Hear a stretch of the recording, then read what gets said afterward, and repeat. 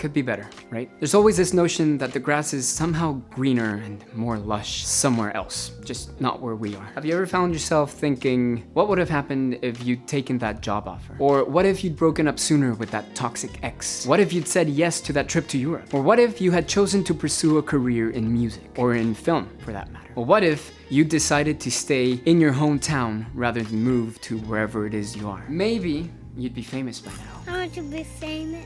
Maybe you'd be successful. Above all, maybe you'd be happy by now. Of course, there's no real way to tell. You're stuck with your current situation, whatever that might be. But what really makes matters worse are parallel realities.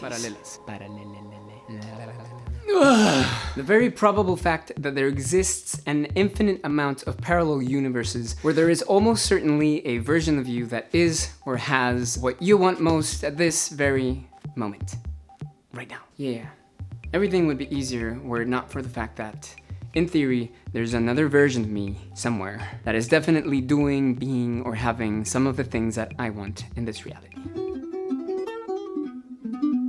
I thought I was alone with this. Poor old Julian, alone in this universe. But it turns out that actually one of my closest friends, brilliant man, was caught up in the same conundrum. And that really surprised me pleasantly and made me feel less insane. Now, as he explained, due to the sheer number of realities, which is infinity, that thing, it is very likely, statistically, which I know nothing of statistics, so I'm just throwing the word out there. It is very likely that you are in the average range, in the mean, so to speak. Basically, that there's nothing that would be widely regarded as particularly special, whatever that means, about you or your reality. But wanna know something? Come here.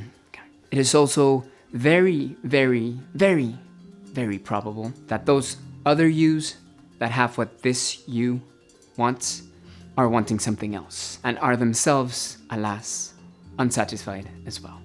Shut up, fucking fridge. Life, as you might have already noticed, is suffering. Now, a better way to phrase that would be, in life, there is suffering. It's tough not to feel anxious or unhappy or unsatisfied with your lot in life. Whether you're a multimillionaire or a homeless person, not that I'm either, we all suffer. We all feel fear. We all experience pain and sadness. Well then, are we destined to never be satisfied? To forever remain insatiable, wanting machines? There's this phenomenon called hedonic adaptation, which is the observed tendency in humans, I don't know where I am. The observed tendency of humans to quickly return to a relatively stable level of happiness despite major positive or negative events or life changes. According to this theory, as a person makes more progress, expectations and desires rise in tandem, resulting in no permanent or substantial gain in happiness. Now, this might be because, as it turns out, happiness or joyfulness isn't necessarily an external thing. And yeah, I know you've probably heard this like a million times, but think about it. Again. I mean, of course, external factors do play a role, but we don't really have much of a say over those. Now, do we? We're in a constant dance with fate, except it's like doing tango whilst naked on a grease-covered floor. Doesn't matter who you are, she is definitely the lead. If anything, the only If anything, the only aspect that we have any chance at gaining some control over, without getting into determinism now, is in how we respond to the sways and tugs of the unpredictable yet unavoidable Lady Fortune. To learn to dance, as it were. It's all in how we interpret things. So I guess you can call it interpretive dancing. Okay, you know what? I'm trying, okay? There are, of course, many things to consider and practice in tandem if we are to gain any sort of level of mastery, however minuscule, over our responses to life if we wish to achieve higher levels of equanimity or joyfulness. Yet, undoubtedly, unequivocally, one of the greatest antidotes to dissatisfaction, one of the best tools I've personally found for gaining perspective, and one of the strongest predictors of happiness is, drum roll please, the practice of gratitude. Woohoo! Now, originally, I didn't really understand it. I mean, you hear about it all the time. I would think, of course I'm grateful, I already know that. But if only X or Y were different. Point is, I wasn't really getting it. I was thinking about being grateful, but I wasn't feeling it. Which, let me tell you, makes all the difference. It was mainly coming from a place of guilt and rationalization.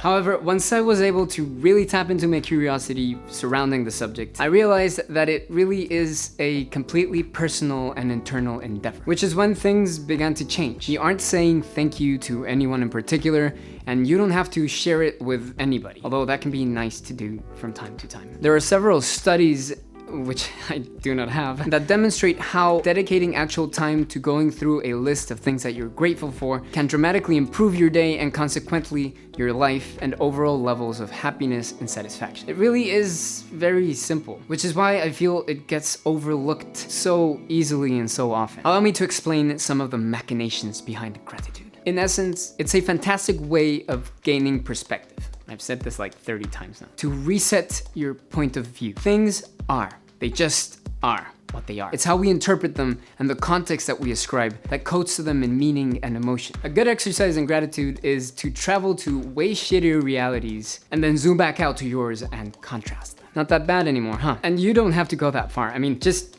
picture one where right at this very moment, you're having a pretty bad bellyache. Bellyaches suck. Or one where you have a clogged ear. Nightmares. So here's a quick guideline that I use, and hopefully you can use as well. Wow, look at that.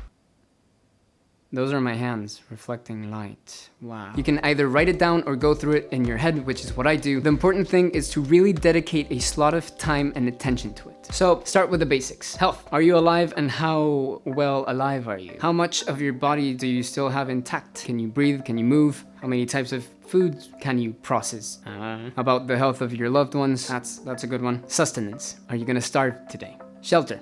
Do you have a roof over your head? Are you gonna freeze tonight? Do you have a warm bed, running water, gas, heat, electricity, internet? Do you have a place where you can potty in peace? If you're feeling dirty, can you hop in the shower? You get what I'm trying to say. And as a bonus, love, support, friendship, because these can provide most of the other. To be completely honest, there is no way that I can tell you what to be grateful for. In fact, no one can. It is something that only you can do 100% or it just won't work. As I mentioned earlier, you have to do it for yourself. And don't come at it from a place of guilt, like feeling like you should be thankful. Rather, try to come at it from a place of genuine curiosity. Now, I urge you, oh my god, to watch this incredible video on the topic. It's by one of my favorite YouTube channels. They do an amazing deep dive into gratitude and some of the science behind it. So do yourself a favor and go check it out. I'm leaving a link in the description below. So good news and bad news. Bad news is you're stuck in your reality. Good news is you're stuck in your reality. It's all about perspective.